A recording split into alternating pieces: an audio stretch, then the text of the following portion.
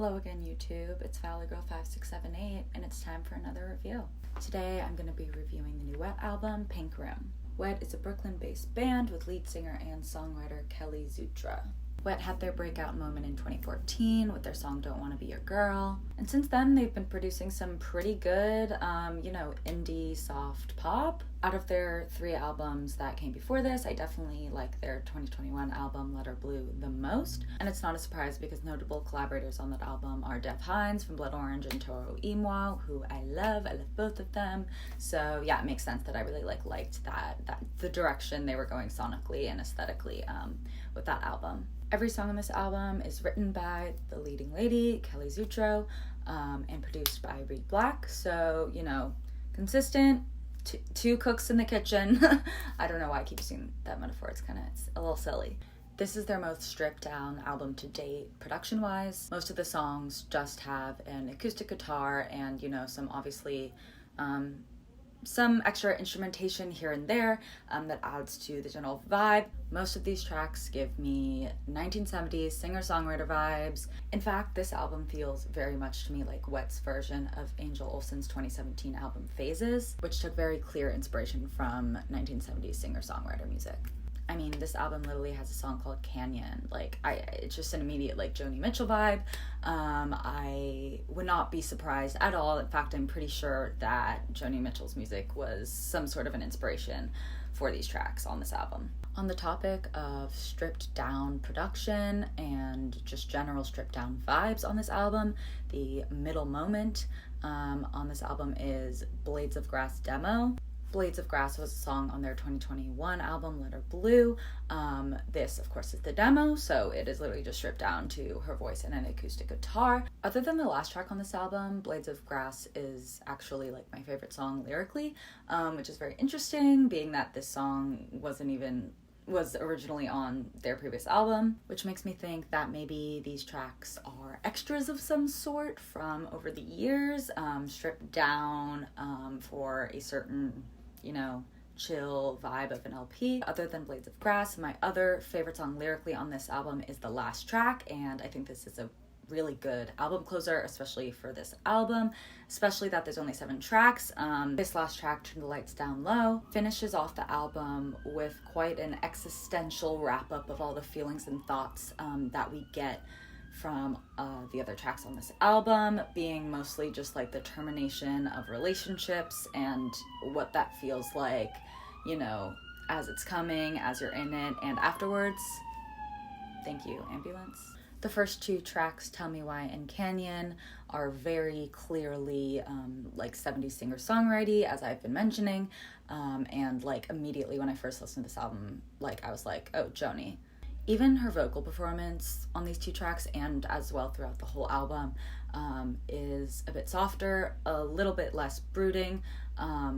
She is being more experimental with the subtleties of her vocal range, and it's nice to hear an artist play around with their art. Duh.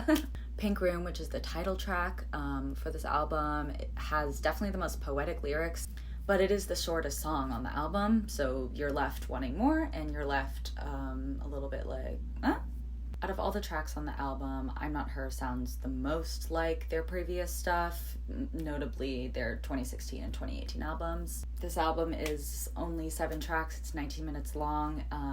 I do think if they decided to make this album a little bit longer, it could have had a bit more of a moment if they took an extra year, whatever.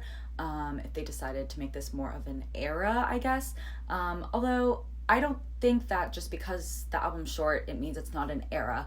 It just, they're giving us a little less than we got from the previous eras, so naturally it's gonna feel a bit more like an afterthought. The tracks are gonna feel a bit more like extras, as I mentioned earlier.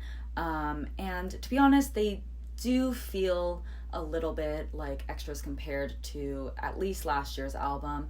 I do, there are bright moments, and don't get me wrong, I like every single song, but lyrically, the fact that my favorite track lyrically other than the last track is a song that was on their last album, I think says a lot about the quality of the writing on this album. And again, it's all written beautifully and it's all very poetic, but I don't know. I have always had a bit of like a grievance with her lyricism, and that sometimes it gets like so like a lot of the times her lyrics sounds like something that people say when they're on like shrooms, like, you know, when you're saying it and when you're feeling it, it feels really profound, but to a bystander, to someone on the outside, it's a bit like, what? And I do think there's something really valuable in lyrics like that, don't get me wrong, but it doesn't always leave me feeling as satisfied as I do with other artists when I listen to, yeah. Nevertheless, I love the sonic aesthetic of this album, and it is a quick listen, so, you know, it's not like I have a big attention span or a large attention span anyways, so that in its own right is satisfying to be able to like listen to a whole album in 20 minutes. So I will definitely be revisiting this album. It's gonna be really nice for fall and winter, and yeah, like still beautiful work. They're still, you know, up there on the indie pop, you know, I don't know if I would consider this bedroom pop. Let me know in the comments if you think you would consider this like almost like millennial bedroom pop. I'm not sure. So yeah, I don't hate this album, but you know, I think there's more to come that could be a bit more exciting in the future. I'm gonna give this album a 6. Let me know in the comments what you think about this album, what you think about Wet as a band, or comment whatever new stuff coming out you want me to review. And yeah, thank you so much for watching. Remember to subscribe to support me. And yeah, I'll catch you on the flip side. Bye.